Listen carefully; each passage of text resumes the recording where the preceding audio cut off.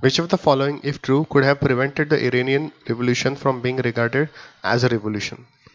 So the passage, when it talks about the similarities, mentions that there are certain parameters that made the Iranian Revolution look like a revolution.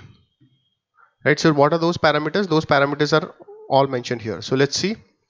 If the mosque had not played a critical role in it. In fact, if the mosque had not played a critical role, it would have become more like the other revolutions. So this is not the correct answer choice. If it had demanded fundamental economic and social changes. So this is anyway a point of similarity, political freedom, etc., etc.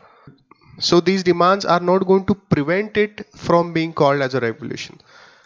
We are interested in preventing it from being called as a revolution. So this is not correct. So it has to basically step away from the characteristics of a general revolution.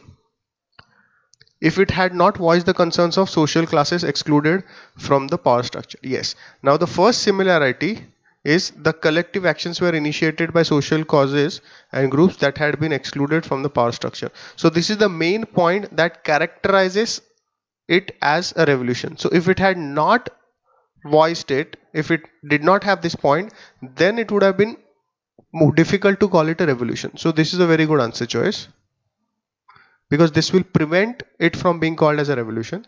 If Khomeini had not emphasized on an egalitarian society, so Khomeini did emphasize on an egalitarian society, but he did so after the revolution. So what happened after the revolution would not connect to whether the revolution would be called as a revolution or not. So this is not a correct answer choice. If it had lacked peasant participation, in fact it did lack peasant participation, but still it's a revolution. So this is not correct. So the correct answer here would be C.